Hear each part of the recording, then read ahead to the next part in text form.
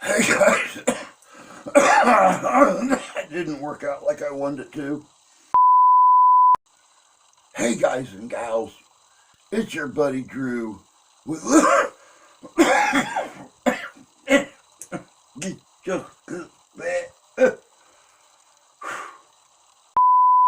thousands of years before the Bering Strait theory ever occurred.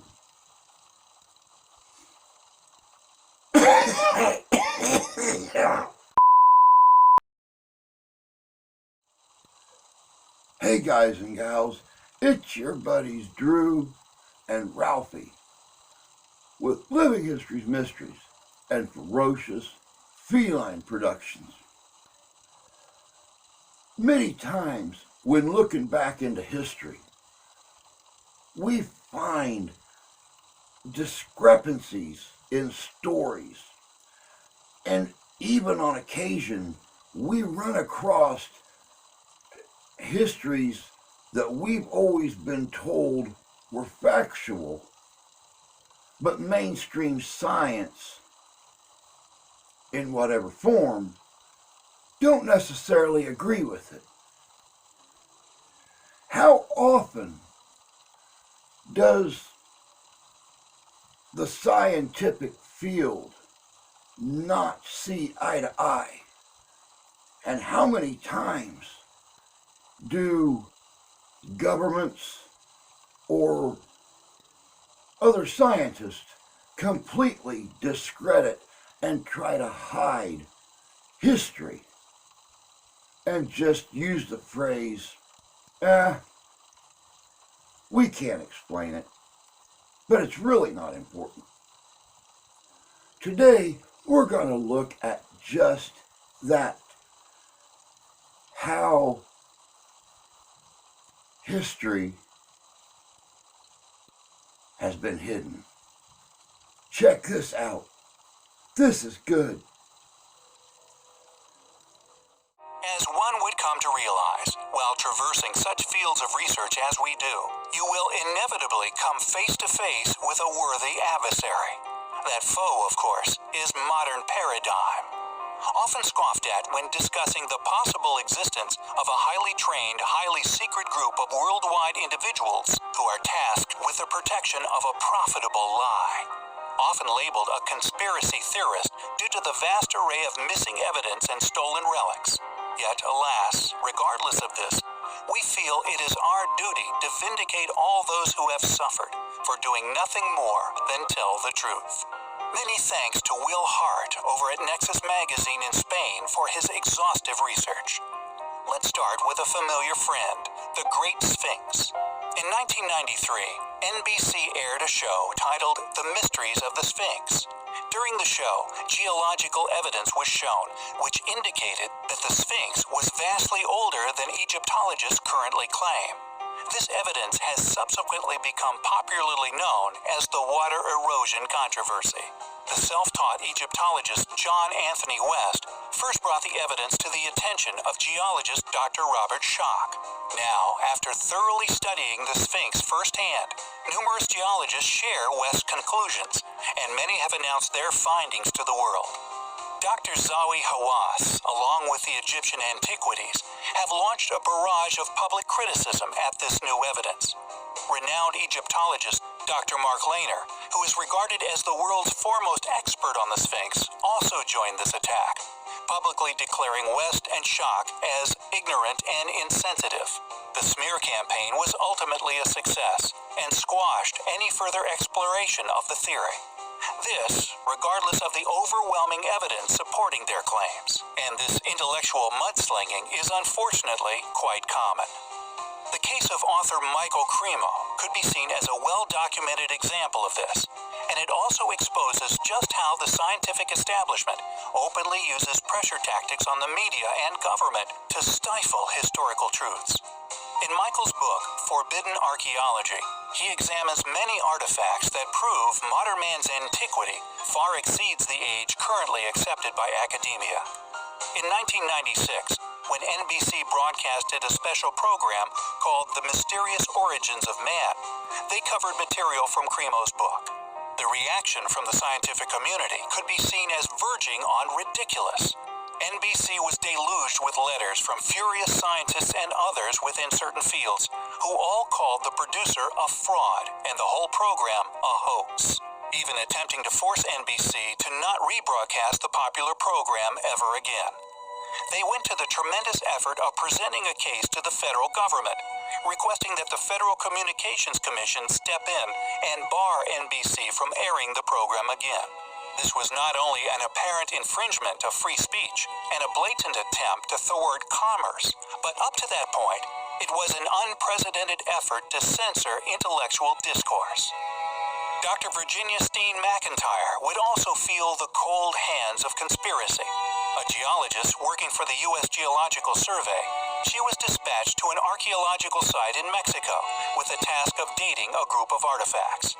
This particular case, again, perfectly illustrates just how far this elusive establishment is willing to go to guard orthodox tenets.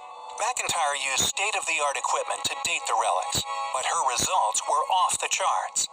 The lead archaeologist expected a date of 25,000 years or less, yet she found dates of 250,000 years or more on multiple occasions. A dating of 25,000 years is conveniently critical to the Bering Strait crossing theory. Once her results were realized, the head archaeologist decided to dispose of Steen McIntyre's results. She has since found it hard to get her papers published, and she has also lost a teaching job at an American university. These sorts of scenarios from these particular types of people is what drives us to expose the truth.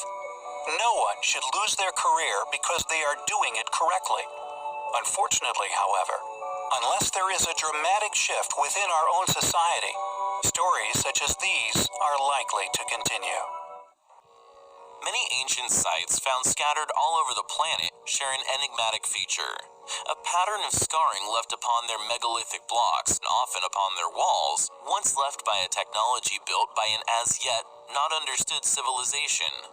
We've previously covered the perplexing technique often used by ancient wall builds, found all around the world in the form of mysterious metal clamps. Used to seat huge stone blocks as they settled over the following years, these clamps, dated to similar times within antiquity and varying in style from continent to continent, somehow turned up all over the world at around the same time, strongly suggesting some form of intercontinental travel and thus sharing of technologies.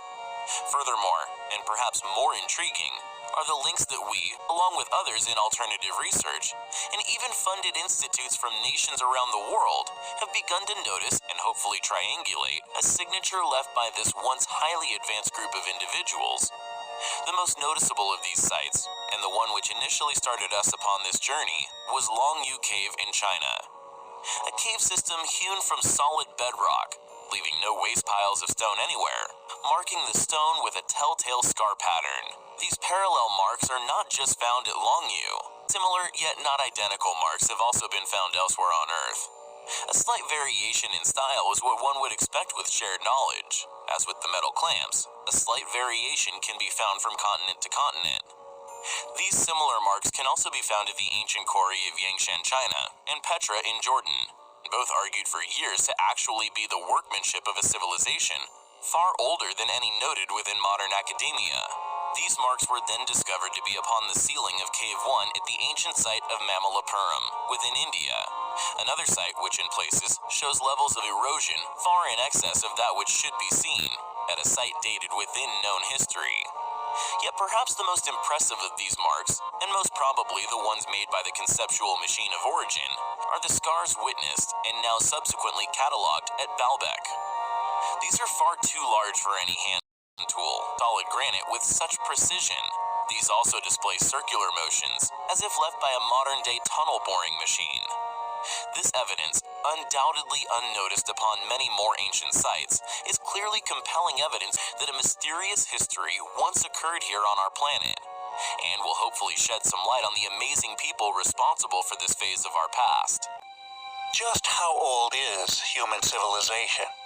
It should be clear to anyone that the majority of our antiquity, no matter how astonishing, is, according to modern academia, all built by our less capable ancestors, placed considerably more recently within human history. During our extensive research, we have often unearthed overwhelming evidence for an immensely larger human timeline. Additionally, we feel there is strong evidence to suggest that more than one period of prosperity has been experienced in the past. We have realized that this record of past global inhabitancy is merely limited to its resistance to erosion. Put another way, there appears that many past civilizations have come and gone, going back beyond what is now still in existence. The human species, it seems, has outlived the existence of our oldest ruins here on Earth. Many ruins we have explored are now argued as geological formations.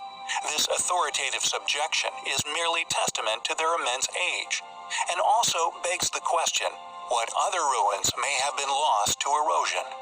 How much older does human civilization actually reach back in time? And just how advanced have past civilizations become?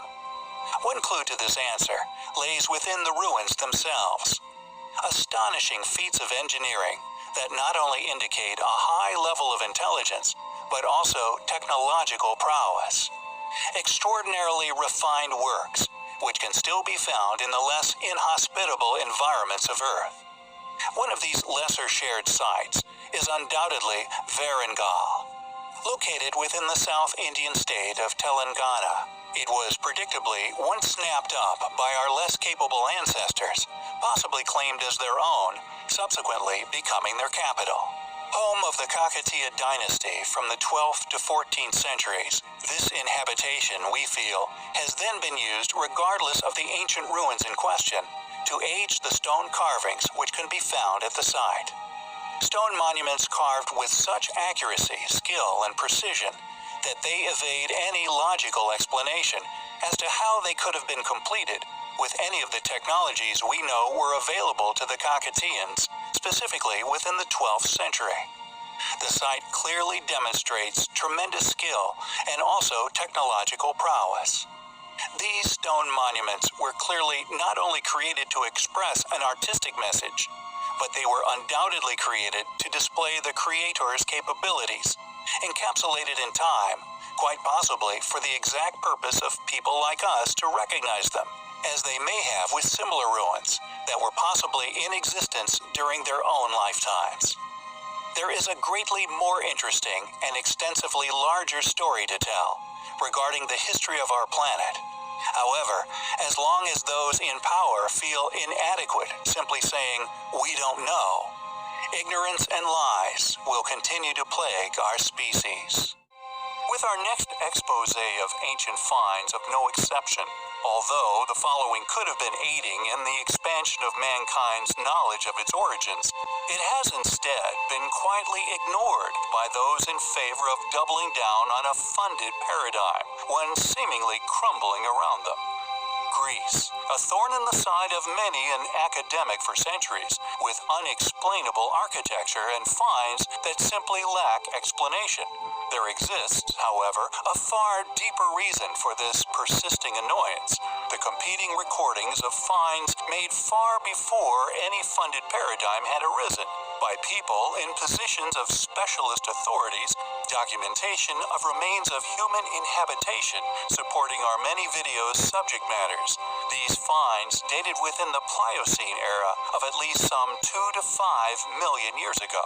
As mentioned in The Forbidden Archaeologist by Michael Cremo, quote, "Today, scientists say that the oldest evidence for human presence in Greece can be found at the Petrolona site, where human bones and artifacts attributed to archaic Homo sapiens go back to between 200,000 and 500,000 years ago. But taking the role of the Egyptian priest, I might say to these modern Solons that the history of a human presence in Greece goes much further back than they might imagine." The Greek scientist who reported the Petrolona discovery, A.N. Polianos, announced further discoveries far more ancient than Petrolona man. The Anthropology Museum of Perdiccas gave the following information. In 1977, Isaac Pandelides, the owner of a sandpit not far from the village of Perdiccas, chanced upon the remains of a large animal. He informed the Greek Anthropological Society, and the excavations were directed by the anthropologist Eros Polianos, who brought to light the skeleton of a mammoth, approximately 3 million years old. Though the entire skeleton was found, the bones were in disarray and had evidently been killed, butchered, and consumed by humans. End quote. This timeline flies in the face of modern evolutionary chronology, and if accepted as it should, coming from legitimate sources who documented said finds correctly, the timeline of man should rightly be pushed back to an unknown origin, and we strongly feel more effort should be put into this investigative direction.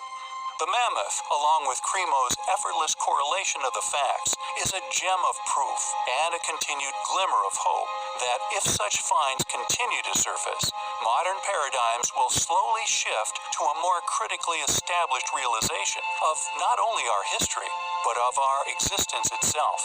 It was a find, and indeed is a journey, which we find highly compelling. Although there are many archaeological sites within Turkey, and particularly within this region, this peculiar feature is rarely discussed within modern academic or archaeological circles. And once you realize what this enormous relic might have once been, you may realize why. Known as the ancient aqueduct of Patara, it was once a series of tubular systems hewn from solid sandstone, presumably running from settlement to settlement. Some parts clearly displaying a significant level of erosion, indicating a truly colossal antiquity that has, unfortunately, made reconstruction of some of the pipes quite difficult. Claimed to be that of the Romans, used for transportation of water. However, what is interesting regarding Patara, and indeed many other ancient sites claimed by the Romans as their own constructions, is that it too holds some unexplainable features, things that separate it from the other, more standard Roman architecture. It seems for many ancient, highly eroded sites found around our world, the culprit for construction is often put upon the most convenient candidate, completely absent of any explanation regarding construction. In 1993, a monumental pillar was discovered at Patara, on which is a Greek dedication to Claudius and an official announcement of the building of roads by the governor, Quintus Veranius Nepos, in giving place names and distances, essentially an entire public itinerary. Yet, alas, they forgot to mention the enormous undertaking that was the aqueduct. One has to wonder, where did the Romans get all their ingenious ideas? Were they all originals? The little research that we have unearthed regarding the original site does indeed indicate that Patara's ancient piping system is in fact not Roman, but the origin of the Romans' inspiration when it came to the creation of their own piping systems. Even the original settlement and building of Patara was attributed to and named after Patara, son of Apollo, a great deity, a mythical figure. It pertains to a first, highly eroded, perplexing stretch of 5.4 kilometers along the steep western slope of Kisla Mountain, down to the community of Akbel. Details from RomanAqueducts.com regarding the research is as follows, quote, "It originally consisted of a masonry channel, presumably of Hellenistic age, of which only scant relics remain. This stretch was later replaced, probably by the Romans, by a single line of 55 to 58 centimeter long ceramic pipes. The pipeline was laid directly on the ground, alongside the abandoned channel, and locally positioned on low rocks or in cut rocks." End quote. Are we looking at a far more ancient, far more advanced relic than one is first led to believe? A relic later replicated to a certain degree by the Romans for their own ends. Located in a place now known today as Axum City, it is located within the northern regions of Ethiopia, found within the northern Stele Park. Furthermore, the obelisks alone contain even more evidential features to indicate that these structures were not only built by a lost civilization, but the same civilization possibly responsible for the Great Pyramids construction and many other ancient ruins throughout the world, for these perplexing false doors permeate the world's ancient foundations. Any ancient site which we come across during our explorations of antiquity, adorned with false doors, we know are extremely old ruins. False doors permeate nearly all ancient sites and ruins throughout the globe, and their true purpose for being remains a complete mystery.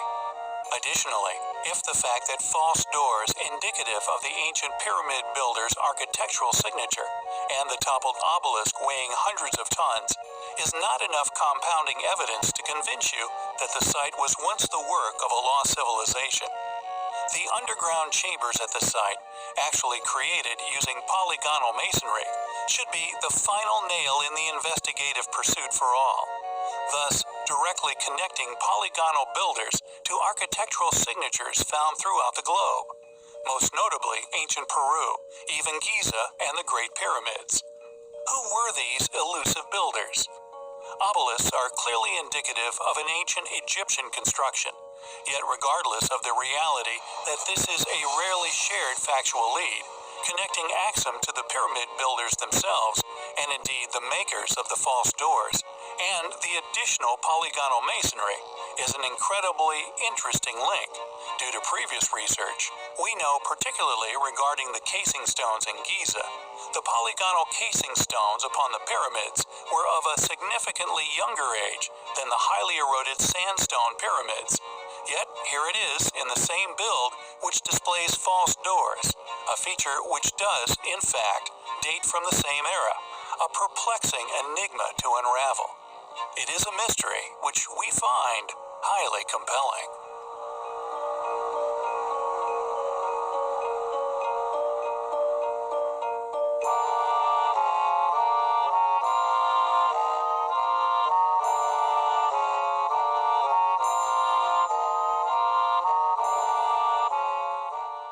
Welcome back.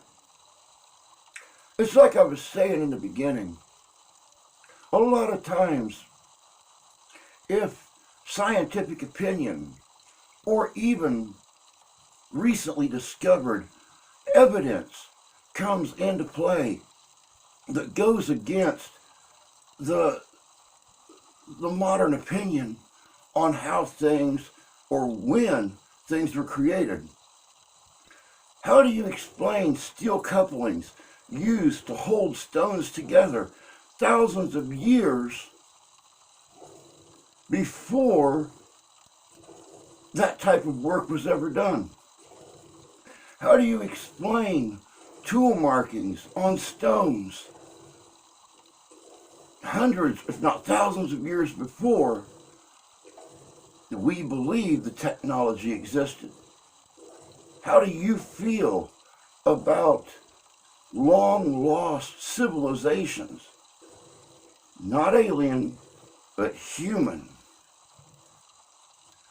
that could have possibly been here in the past, and they've been gone for so long that the knowledge of them or any evidence of the people themselves is gone, but the work they performed stays behind, carved in the stones of history. That's all we got for you today, though, and I hope you enjoyed this look back at popular scientific theories that have been covered up by mainstream science. If y'all don't mind, I'm gonna kick rocks. I'm gonna get myself back in bed. As you guys can tell, I'm still not to 100%, but hopefully it's gonna come soon. I'm leaving this all up to you, bud. Daddy gotta get some rest. So until next time, y'all take care of yourselves. Take care of each other. God bless you. God love you. We do. And we'll see you out there.